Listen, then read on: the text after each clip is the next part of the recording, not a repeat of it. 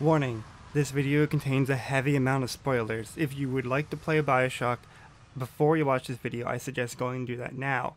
But if you don't really care, please stick around. I hope I can give you some insight on my experience with the game. Bioshock Remastered is a fresh take on the 2007 hit by Take-Two Interactive.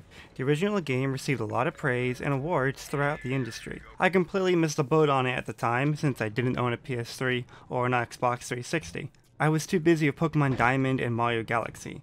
I decided to enjoy the game for the first time through the remake of the original game. The remastered version can run at 1080p versus the original 720p. And that's all I know about the differences. I will be judging it purely on my impressions of Remastered. The story of Bioshock involves your plane crashing over the ocean and you finding a mysterious entry to an aquatic elevator down to the town of Rapture. As your ride takes you down fathoms of water, you are treated to a voice recording from Andrew Ryan, the city's creator. He gives you a dramatic speech of hard work and integrity as we gaze upon the stunning undersea city and the surrounding marine life around it. I rejected those answers. Instead, I chose something different. I chose the impossible. I chose Rapture. City where the artist would not fear the censor, where the scientist would not be bound by petty morality, where the great would not be constrained by the small. And with the sweat of your brow, Rapture can become your city as well.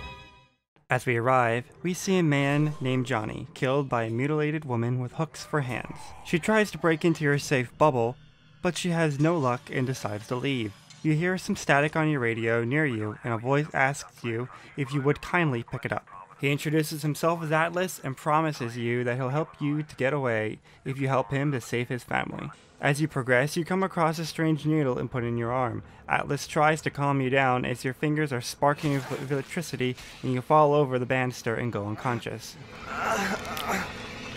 Steady now. Your genetic code is being rewritten. Just hold on and everything will be fine.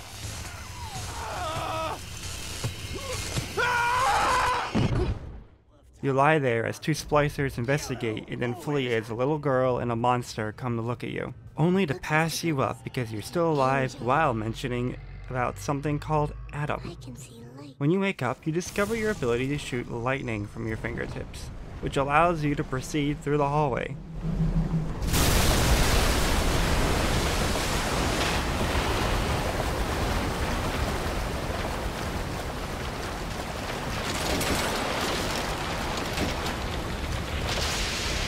As Atlas guides you, you come across a monster rescuing a little girl from splicers. You are told that they are big daddies and little sisters. They collect Adam from corpses. A mysterious woman named Bridget Tenenbaum appears and offers you a deal. Save the little sisters, and she'll make it worth your time. While Atlas urges you to kill them for their Adam.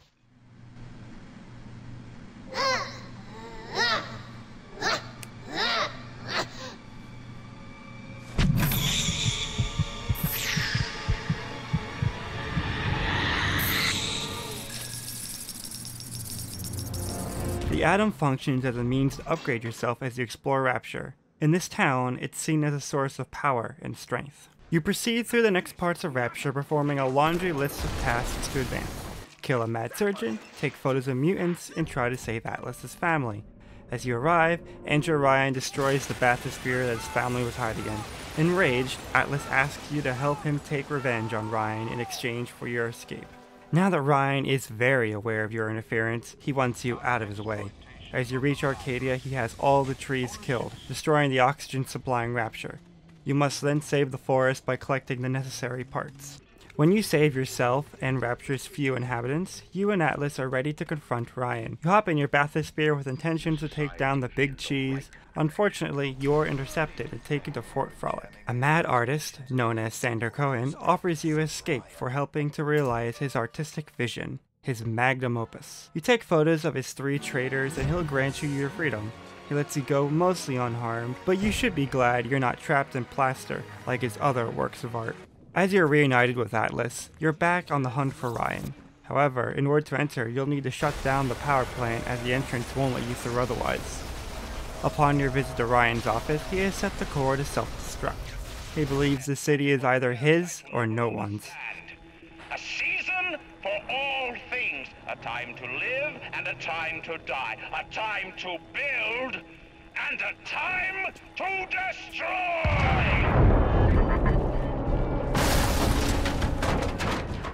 You head forward to Ryan and discover a wall of photos in red letters that read, "Would you kindly?" A recording by Dr. Yi Suchong has the doctor instruct the little boy to kill a puppy after saying, "Oh, would you kindly?"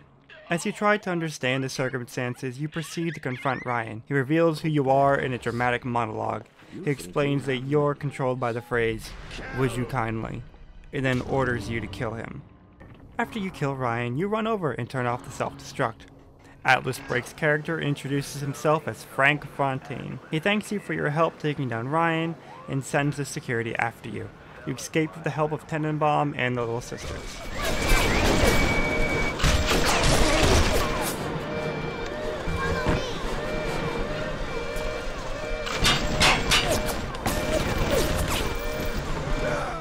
Tenenbaum tells you what you need to do and you start your adventure towards Fontaine.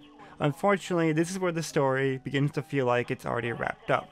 At this point in the plot, in my mind, I felt that you were simply getting beefed up to take on Fontaine. You received the majority of your weapon upgrades, and are even showered with supplies right before the final fight. This was the first time I had maxed out my wallet, and I didn't even have anything to spend it on. We do get to explore a chapter where we learned about where the Big Daddies and Little Sisters came from, but that only leads right into the conclusion of the game. Frank Fontaine appears, and as you defeat him, a swarm of Little Sisters appear to purge him of the last of his Adam. Depending on if you save Little Sisters or not, you will receive different endings. If you save them all, you will get a cutscene where you escape rapture with Little Sisters and live out as a father. You receive what none of you ever had, a family. However, if you kill any of them, or all of them, you will view a cutscene where you take the power that you've gained and rise up on the surface with the splicers. The most powerful aspect of Bioshock is its presentation. It's such a stunning experience to see Rapture as you travel from level to level. Everything in the sci-fi horror tells you that you're at the bottom of the sea. From the leaky halls, dilapidated rooms, and the 1940s style architecture, the horror of this story comes from the atmosphere of the game. I was definitely creeped out for quite a while, but it dies down very hard after you defeat Sander Cohen. The first chapter is definitely the spookiest. I backtracked for supplies once and found a room that I had missed.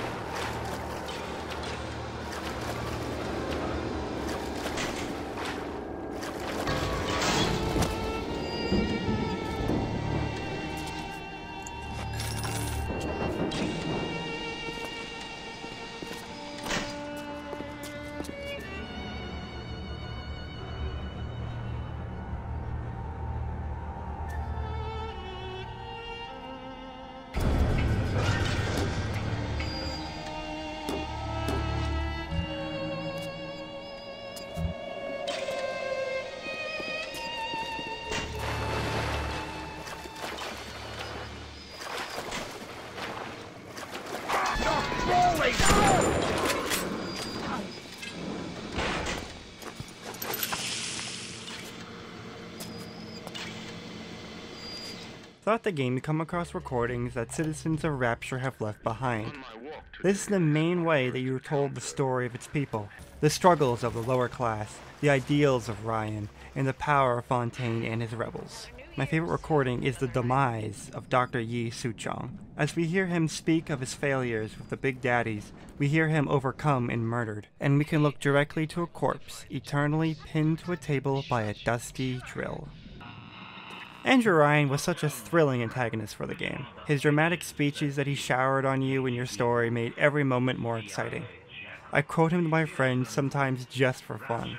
I know Fontaine was the final antagonist, but he seems just to take a back seat to Ryan. But it is thrilling to know that there never was a family for you to find, and Fontaine called for you just to use you to rise back up. After all, everyone thought Fontaine was already dead. Lastly, they leave director's commentary film reels littered throughout the game. As you find them, you unlock the ability to play them from the main menu. I feel they should have been unlocked from the start or after you finish the game. They just kinda get in the way as you explore and take you out of your experience. I don't want to go hunting for them while I go through the game. I'm usually only thorough in exploring on my first playthrough, but they do offer some cool insight into the development of the game and show how some concepts came to be. And if you like giant commercials, Jeff Keighley hosts the interview. My only other gripe with the presentation is the little quips that you hear from enemies. They're creepy sometimes, but mostly annoying. They can be very obnoxious when you're fighting a horde of splicers. Occasionally you can hear them through the walls, which I know is supposed to be atmospheric in some situations, but sometimes it felt like that was a bug that I could hear them.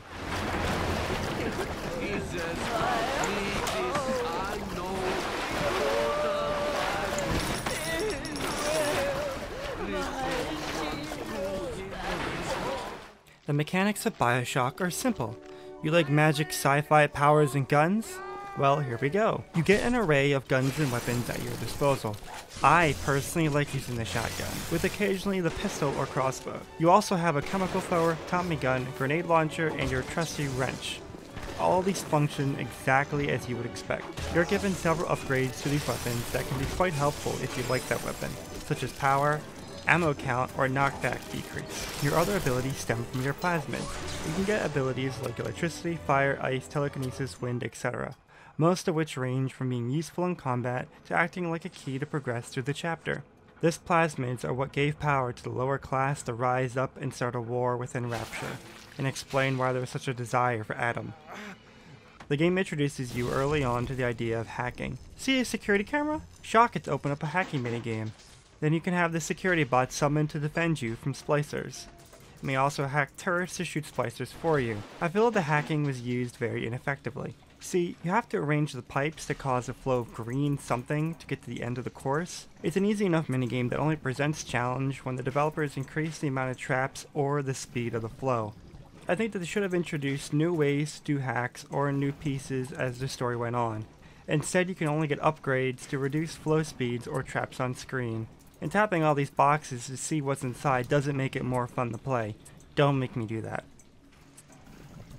Combat-wise, it's fairly basic. You see a mook, shoot them until they're dead. Rinse and repeat for the entire game. Occasionally, you'll come across a big daddy who requires some patience for you to defeat, which is where the game shines when you have to struggle to take them down. By far the biggest offender is the final boss, which apparently I'm not the only person to have complaints about. Frank Fontaine appears like Jesus Christ from his cross while pumping himself full of Adam. This final fight looks cool and all, but it's extremely easy and Fontaine goes down with little issue. I think this boss needed a redesign or something. Overall, I feel that Bioshock is a thrilling adventure with impressive presentation, an interesting story, and a charming cast of characters. The original and the sequels have had no impression on my opinions of this game, and I'm absolutely going to give them a fair shake as well. This has been Saffron, thank you for listening.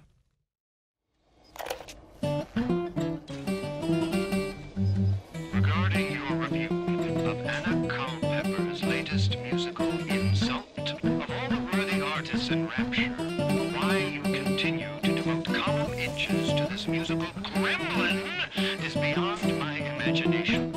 Where she is not derivative, she's boring. Where she's not boring, she's obvious. Where she's not obvious, she's dangerous.